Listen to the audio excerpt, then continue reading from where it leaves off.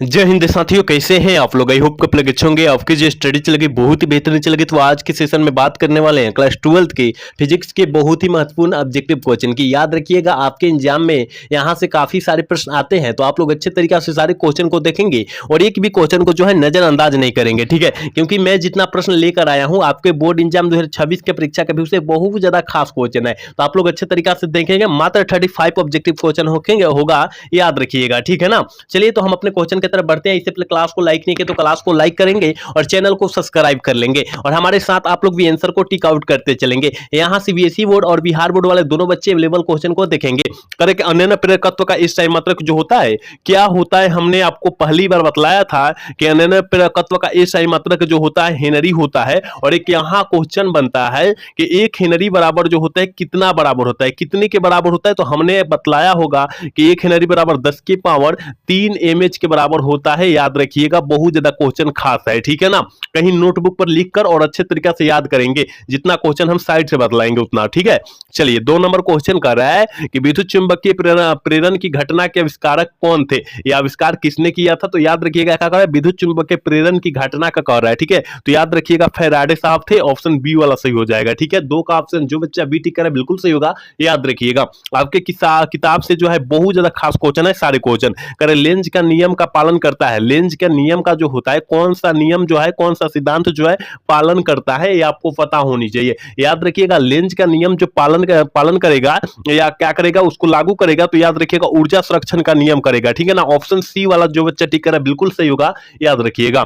अगला क्वेश्चन की तरफ बात करेंगे, और अगला क्वेश्चन बहुत ज्यादा क्वेश्चन खास है, और 4 नंबर क्वेश्चन शायद 2-3 दिन क्वेश्चन पहले हमने बतलाया था और अच्छे तरीका से हमने बतलाया था वहां पर, ठीक है। याद रखिएगा, करेगा 20 cm और 40 cm फोकस दूरी वाले 2 लेंस को संयोजन करने पर या समतुल्य लेंस की क्षमता जो हो जाएगा, पी का मान पूछा जा रहा है, ठीक है। पी का मान पूछा जा रहा है, तो याद रखिएगा एफ का मान यहां पर दे दिया है, 20 यहां पर दिया है, कितना हो जाएगा, 20 दिया है, इसका मतलब जो हो जाएगा प्लस 2.5 हो जाएगा, ठीक है ना। 2.5 डाइऑप्टर हो जाएगा, याद रखिएगा, क्योंकि 40 जब 40 काटेंगे तो कितना हो जाएगा, यानी 2.5 डाइऑप्टर हो जाएगा, ठीक है। ऑप्शन सी वाला सही होगा।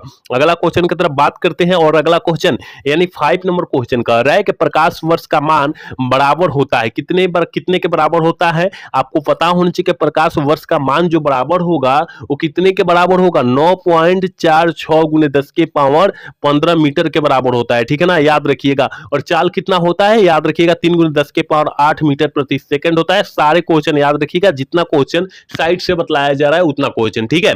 अगला क्वेश्चन की तरफ बात करेंगे, यानी 6 नंबर क्वेश्चन क्या कर रहा है, कर रहा है कि प्रकाश के तरंग गति सिद्धांत के अनुसार प्रकाश के वर्ण निर्णायक है, कौन करता है, वर्ण निर्णायक जो होता है कौन करता है। तो याद रखना है, वो आवृत्ति करता है, ठीक है। आवृत्ति जो बच्चा सी टिक कर रहा है बिल्कुल सही होगा, याद रखिएगा। अगला क्वेश्चन कह रहा है ना, 7 नंबर क्वेश्चन कह रहा है कि किसी बिंदुत्व स्रोत से परिमित दूरी पर तरंगाग्र होता है, कैसा होता है, तरंगाग्र जो होता है कैसा होता है, यह पूछा जा रहा है, ठीक है ना। तो याद रखिएगा, हमेशा गोलाकार होगा, ऑप्शन ए वाला करेक्ट होगा। 7 का ऑप्शन हम लोग ए टिक करेंगे, याद रखिएगा। अगला क्वेश्चन की तरफ बात करते हैं, और अगला क्वेश्चन यानी 8 नंबर क्वेश्चन जो है बहुत ज्यादा क्वेश्चन खास है, और आपके एग्जाम में कई बार जो है यह क्वेश्चन को जो है पूछा गया है। करेक्ट, पूर्ण आंतरिक परिवर्तन की स्थिति में परिवर्तन गुणांक का मान जो होगा वो कितना होता है, हमेशा जो होता है वो कितना होता है, यह आपको पता होनी चाहिए। तो याद रखिएगा, हमेशा जो होगा ना, हमेशा जो हो जाएगा 1 होता है, कितना 1 होता है, याद रखिएगा। ऑप्शन बी में दिया है, ऑप्शन बी वाला सही हो जाएगा। अगला क्वेश्चन देखते हैं, और अगला क्वेश्चन यानी 9 नंबर क्वेश्चन कह रहा है ना कि निम्नलिखित में से किसका अपूर्णांक सबसे अधिक होता है। देखिए, सबसे कम की बात करेगा तो हम लोग मारेंगे वाई, ठीक है ना, सबसे कम मारेंगे वाई, लेकिन सबसे अधिक की बात करेगा तो हम लोग मारेंगे हीरा, ठीक है ना। याद रखिएगा, कितना होता है, 2.42 होता है, और वाई का जो होता है 1.0003 होता है, इसलिए जो है सबसे कम होता है वाई का, और सबसे अधिक जो होता है हीरा का होता है। ऑप्शन डी वाला सही हो जाएगा, ठीक है। जितना क्वेश्चन स्ट्रेस से बतलाया जा रहा है उस क्वेश्चन को बेहतरीन तरीका से याद रखने का प्रयास कीजिएगा आप लोग। चलिए, अगला क्वेश्चन की तरफ बात करते हैं, यानी 10 नंबर क्वेश्चन कर रहा है कि 2 उत्तल लेंस परस्पर संपर्क में रखे गए हैं, समतुल्य लेंस की धारिता जौन हो जाएगी वो क्या हो जाएगी। मतलब पूछा जा रहा है 2 को उत्तल लेंस है, ठीक है, और परस्पर एक दूसरे के आसपास रखा गया है, तो समतुल्य लेंस की फोकस दूरी पूछा जा रहा है या क्षमता पूछा जा रहा है कि कौन सा फैन लेंस उत्पन्न होगा, तो याद रखिएगा दो उत्तल लेंस की बात करेगा तो उत्तल लेंस ही क्या होगा, प्राप्त होगा। ऑप्शन ए वाला सही हो जाएगा। ठीक है, 10 का ऑप्शन जो बच्चा 80 कर रहा है बिल्कुल सही होगा, याद रखिएगा। आप लोग अच्छे तरीके से इस क्वेश्चन को देखेंगे। चलिए अगला क्वेश्चन 11 नंबर क्वेश्चन कह रहा है कि एक लेंस की फोकस दूरी 20 सीएम है तो इसकी क्षमता यानी डायऑप्टर पूछा जा रहा है, मान जो है इसकी डायऑप्टर में पूछा जा रहा है, तो यानी 100 बटा क्या हो जाएगा, एफ हो जाएगा। तो 100 बटा कितना दिया है, एफ का मान जो 20 दिया है, और जब काटेंगे तो 5 डायऑप्टर में आ जाएगा, तो ऑप्शन डी में दिया है, ऑप्शन डी वाला सही कर देंगे। आप लोग अच्छे तरीके से सारे क्वेश्चन को बेहतरीन तरीके से देखने का प्रयास करेंगे, क्योंकि जितना क्वेश्चन कराया जा रहा है आपके एग्जाम के पॉइंट ऑफ व्यू से बहुत ज्यादा खास क्वेश्चन कराया जा रहा है। ठीक है, चलिए अगला क्वेश्चन की तरफ बात करेंगे। 12 नंबर क्वेश्चन करें, कांच से हवा में प्रवेश करते समय किस प्रकाश का क्रांति कोण सबसे कम हो जाता है। मतलब जो हो जाएगा कांच से अगर हवा में जब प्रवेश करेगी तो प्रकाश का क्रांतिक जो कोण होगा ना, उसका मान जो होता है वो क्या हो जाता है, कम हो जाता है कि कैसा हो जाता है। ठीक है ना, कौन सा रंग में जो होता है परिवर्तन हो जाता है, यह पूछा जा रहा है। ठीक है, तो याद रखिएगा बैगनी रंग में जो है परिवर्तन हो जाएगा। ठीक है ना, याद रखिएगा, आप लोग बेहतरीन तरीका से इस क्वेश्चन को देखेंगे।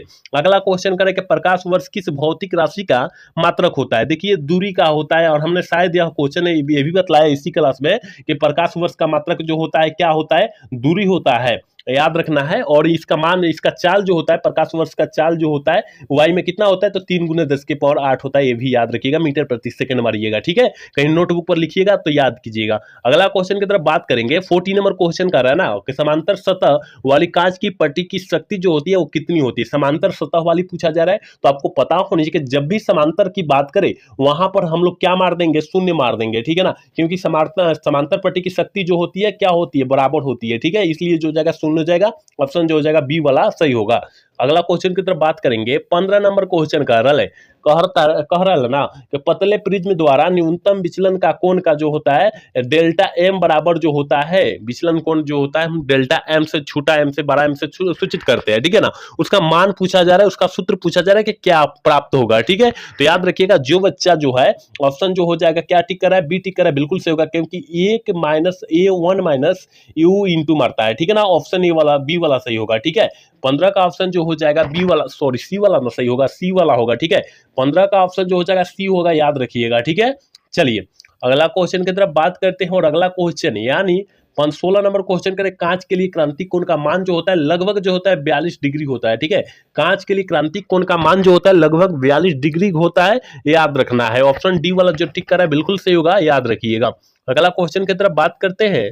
17 नंबर क्वेश्चन कर रहा है कि व्यक्तिकरण की घटना का कारण क्या है। व्यक्तिकरण की घटना का जो कारण है वो क्या है। ठीक है, याद रखिएगा, वो जो होता है कलांतर होता है। ठीक है ना, व्यक्तिकरण की घटना का जो कारण होता है कलांतर ही होता है, ऑप्शन ए वाला करेक्ट होगा।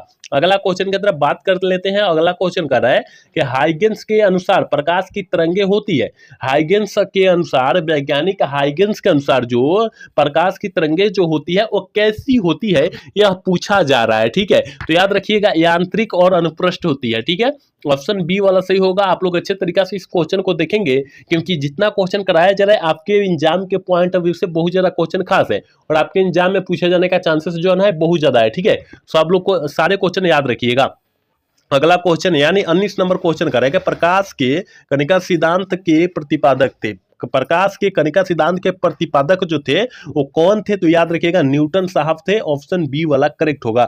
अगला क्वेश्चन यानी 20 नंबर क्वेश्चन क्या कर रहा है, करे कि साबुन का बुलबुला सूर्य के प्रकाश के रंगहीन दिखाई देता है, इसका कारण जो होता है वो क्या होता है। इसका कारण जो होता है याद रखिएगा प्रकाश के व्यक्तिकरण होता है, ऑप्शन जो हो जाएगा सी वाला सही हो जाएगा। 20 का ऑप्शन सी होगा, याद रखना है। अगला क्वेश्चन क्या कर रहा है, 21 नंबर क्वेश्चन कर रहा है कि जब प्रकाश की किरण एक अवरोधक के किनारे मुड़ती है, यह क्रिया जो होती है क्या कहलाती है। देखिए मुड़ने की घटना को हम लोग क्या कहते हैं, यह आपको पता होनी चाहिए कि विवर्तन कहते हैं, प्रकाश का विवर्तन कहेंगे, ऑप्शन बी वाला सही होगा। 21 का ऑप्शन बी होगा, याद रखना है। अगला क्वेश्चन यानी 22 नंबर क्वेश्चन कर रहा है कि जीवाश्म की आयु पता की जाती है। जीवाश्म की आयु जो होती है किससे हम लोग पता करते हैं, तो याद रखिएगा लेजर कार्बन डेटिंग से करते हैं। क्या किससे करते हैं, कार्बन डेटिंग से करते हैं, याद रखना है। ऑप्शन ए वाला करेक्ट हो जाएगा। ठीक है ना, और याद रखिएगा लेजर जो होता है, लेजर का आविष्कार कब हुआ था, 1956 ईस्वी में किया गया था, ये भी साथ में याद रखिएगा। अगला क्वेश्चन यानी 22 नंबर क्वेश्चन करेंगे, समतल ध्रुवित प्रकाश में कंपन होता है, समतल ध्रुवित जो होता है प्रकाश में कंपन जो होता है किसके कारण होता है, कैसे होता है, यह पूछा जा रहा है इस क्वेश्चन में। तो याद रखिएगा केवल एक दिशीय में होता है, याद रखिएगा ऑप्शन बी वाला जो बच्चा टिक कर रहा है बिल्कुल सही होगा, याद रखना है। अगला क्वेश्चन की तरफ बात कर लेते हैं, और अगला क्वेश्चन यानी 24 नंबर क्वेश्चन कह रहा है, करे निम्नलिखित में से किस भौतिक राशि का पुनर्विवर्तन प्रकाश का व्यक्तीकरण से होता है। बहुत ज्यादा क्वेश्चन खास है और आपके एग्जाम में काफी बार यह क्वेश्चन जो है पूछा गया है, तो आप लोग अच्छे से इस क्वेश्चन को याद रखेंगे कि याद रखिएगा प्रकाश की तीव्रता होता है, ठीक है ना। ऑप्शन बी वाला करेक्ट होगा, जो बच्चा ऑप्शन बी टिक करे बिल्कुल सही होगा, याद रखिएगा। अगला क्वेश्चन यानी 25 नंबर क्वेश्चन जो है आपके स्क्रीन पर मौजूद है, करेक्ट। फोटो इलेक्ट्रिक प्रभाव में प्रकाश का विद्युत धारा स्वतंत्र होता है, किससे जो होता है वो स्वतंत्र होता है, यह पूछा जा रहा है। तो याद रखिएगा आपतित प्रकाश की आवृत्ति से जो होता है स्वतंत्र होता है, ऑप्शन डी वाला सही हो जाएगा। 25 का ऑप्शन जो डी टिक कर रहा है बिल्कुल सही होगा, याद रखना है। अगला क्वेश्चन की तरफ बात कर लेते हैं, और अगला क्वेश्चन यानी 26 नंबर क्वेश्चन करें कि एक ही तरंगदैर्घ्य के इलेक्ट्रॉन तथा प्रोटॉन की कौन सी भौतिक राशि समान होती है। ये आपको पता होनी चाहिए, क्या करें कि इलेक्ट्रॉन और प्रोटॉन यानी दोनों राशि जो हो जाएगी भौतिक राशि में जो है समान रहेगी, कौन सी राशि होती है यही पूछा जा रहा है, ठीक है। तो याद रखिएगा संवेग जौन होता है ना ये समान होता है, ठीक है। ऑप्शन जो बच्चा सी टिक कर रहा है बिल्कुल सही होगा, याद रखिएगा। अगला क्वेश्चन की तरफ बात कर लेते हैं, और अगला क्वेश्चन यानी 27 नंबर क्वेश्चन कर रहा है कि पूर्ण तरंग करेंगे, पूर्ण तरंग दृष्टिकारक में उपयोग होता है। जो पूर्ण तरंग है देखिए यहाँ पर जो है बहुत ज्यादा क्वेश्चन खास है, और यहाँ से क्वेश्चन जो है काफी ज्यादा पूछे भी जाते हैं, और यह क्वेश्चन जो है काफी ज्यादा पूछा भी गया है, ठीक है। तो आप लोग याद रखिएगा कि पूर्ण तरंग दृष्टिकारक के उपयोग में होता है, याद रखिएगा 27 का ऑप्शन जो बच्चा ए टिक कर रहा है बिल्कुल सही होगा, क्योंकि दो गो डायोड जब भी उत्पन्न होगा तब जो है दृष्टिकारी जो हो जाएगा उपयोग होगा, ठीक है ना। इसलिए ऑप्शन ए वाला सही होगा। अगला क्वेश्चन यानी 28 नंबर क्वेश्चन कहते हैं कि इलेक्ट्रॉन वोल्ट द्वारा मापा जाता है। ये तो सारे बच्चे को पता होनी चाहिए कि इलेक्ट्रॉन वोल्ट यानी ईवी के द्वारा हम लोग किसको मापते हैं या क्या मापते हैं, याद रखिएगा ऊर्जा को मापते हैं। ऑप्शन डी वाला सही होगा, 28 का ऑप्शन डी होगा, याद रखिएगा। ये सारा क्वेश्चन जो है ना जितना क्वेश्चन कराया जा रहा है आपके एग्जाम में पूछे जाने का 100% चांसेस है, ठीक है। आप लोग अच्छे तरीका से याद रखिएगा। करें कि प्रकाश विद्युत सेल है, प्रकाश विद्युत सेल जो होता है कैसा सेल होता है, प्रकाश कैसा सेल होता है ये आपको बतलाना है, ठीक है। तो याद रखिएगा प्रकाश विद्युत सेल जो होता है प्रकाश को विद्युत में बदल देता है, ठीक है ना, यानी विद्युत ऊर्जा में बदलेगा प्रकाश सेल, ठीक है। तो ऑप्शन बी वाला सही होगा।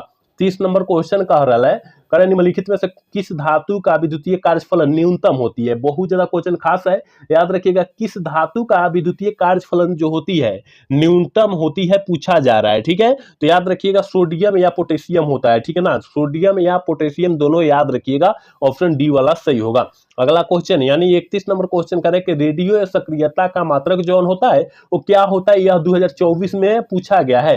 फाइनल बोर्ड परीक्षा 2024 में यह क्वेश्चन को पूछा गया है कि रेडियो सक्रियता का मात्रक जो होता है वो क्या होता है। तो याद रखिएगा क्यूरिक होता है, ठीक है, क्यूरिक होता है। काफी बच्चा जो है ऑप्शन ए वाला टिक किया था तो गलत हो गया था, ठीक है ना, लेकिन आपको बी टिक करना है, बी सही होगा, ठीक है। चलिए अगला क्वेश्चन यानी 32 नंबर क्वेश्चन आपके स्क्रीन पर मौजूद है, कह रहा है ना करे कि किसी परमाणु का नाभिक बना होता है, किसी परमाणु का नाभिक जो होता है वो किससे बना होता है, याद रखिएगा वो जो बना जाएगा नाभिक, किसी परमाणु का नाभिक जो बनेगा प्रोटॉन और न्यूट्रॉन से बनेगा, ऑप्शन डी होगा, ठीक है, ऑप्शन डी हो जाएगा। और यह 2023 में भी प्रश्न पूछा गया है, आपको याद होना चाहिए, ठीक है। चलिए अगला क्वेश्चन की तरफ बात करते हैं, और ये भी क्वेश्चन जो है 2023 में पूछा गया है, ये भी क्वेश्चन जो है आपके एग्जाम 2023 में पूछा गया। तो आप लोग याद रखिएगा कि रीड वर्ग नियतांक का मात्रक जो होता है वो क्या होता है, रीड वर्ग कहा जा रहा है। तो हमने शायद कल या परसों के क्लास में हमने बतलाया था कि रीड वर्ग का नियतांक जो होता है 1/m होता है, ठीक है ना। तो कहीं तो दिया नहीं, लेकिन बाटा को हटाकर इनवर्स लगाया जा सकता है।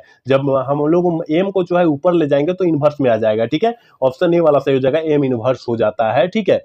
चलिए अगला क्वेश्चन की तरफ बात करते हैं, और अगला क्वेश्चन यानी 34 नंबर क्वेश्चन कह रहा है कि नाभिक की त्रिज्या की कोटि होती है, नाभिक की त्रिज्या की कोटि जो होती है वो कितनी होती है यही पूछा जा रहा है इस क्वेश्चन में। तो याद रखिएगा नाभिक की त्रिज्या की कोटि जो होती है 10⁻⁻15 मीटर होती है, कहीं दिया है, ऑप्शन बी में दिया है, ऑप्शन बी वाला सही कर देंगे, ठीक है।